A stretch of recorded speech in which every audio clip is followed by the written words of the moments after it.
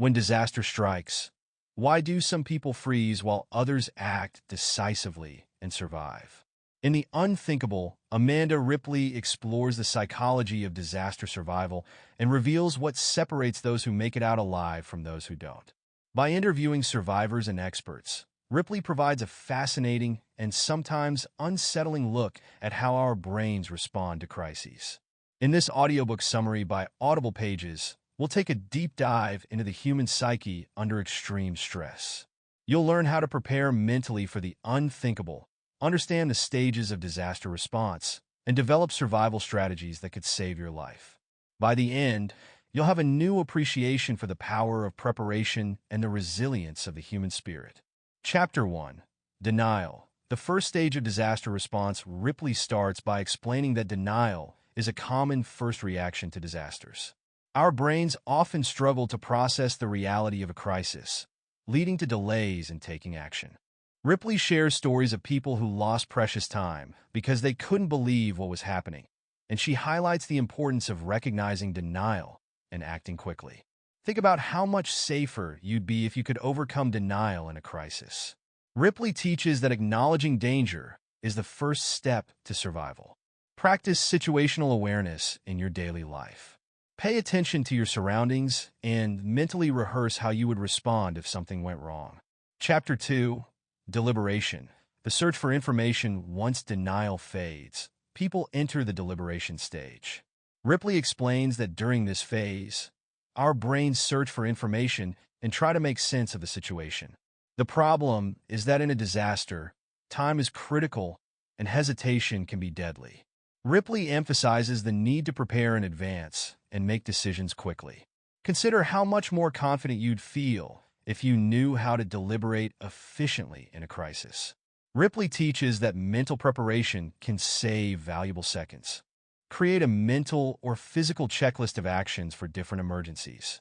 For example, know where the nearest exits are when you enter a building and rehearse your escape plan in your mind. Chapter 3. The panic myth. Ripley debunks the myth of panic, explaining that most people don't lose control in emergencies. Instead, they often freeze or respond too slowly. She describes how the media perpetuates the idea of widespread panic, but research shows that humans are more likely to become paralyzed or overly calm. Ripley explains how training and preparation can reduce the risk of freezing. Think about how much more composed you'd be if you understood the reality of human behavior in disasters. Ripley teaches that knowledge and practice can keep you calm and focused. Take part in emergency drills or practice your own escape scenarios at home or work.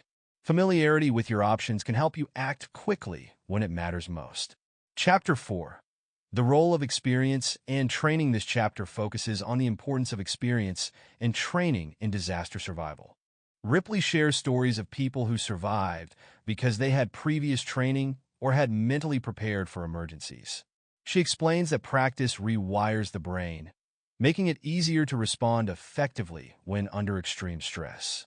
Consider how much more capable you'd feel if you had the training to handle emergencies. Ripley teaches that experience can make the difference between life and death. Invest in basic emergency training, such as first aid or CPR. Even knowing how to stay calm and assist others can make a huge difference in a crisis. Chapter 5. The Human Stampede. Understanding group behavior. Ripley explores how crowds behave during disasters and why stampedes happen. She explains that people in groups often follow the crowd or hesitate because they're waiting for social cues. Ripley discusses strategies for navigating crowds safely and why it's essential to stay alert in group settings. Think about how much safer you'd be if you understood crowd dynamics. Ripley teaches that staying aware and planning your escape route can keep you out of harm's way. When in a crowded place, always know where the exits are and avoid waiting for others to act before you make your move. Be proactive and assertive about your safety. Chapter 6. The Heroes Among Us. Ripley highlights stories of ordinary people who became heroes during disasters. She explains that heroism often comes from a sense of duty, preparation, and the ability to stay calm under pressure.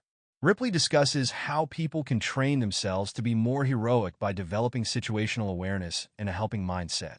Consider how much more confident you'd feel if you knew you could help others in a crisis. Ripley teaches that everyone has the potential to be a hero with the right mindset and training. Adopt a helper mindset. Be aware of your surroundings and think about how you could assist others if a disaster occurred. This mindset can empower you to act when needed. Chapter 7.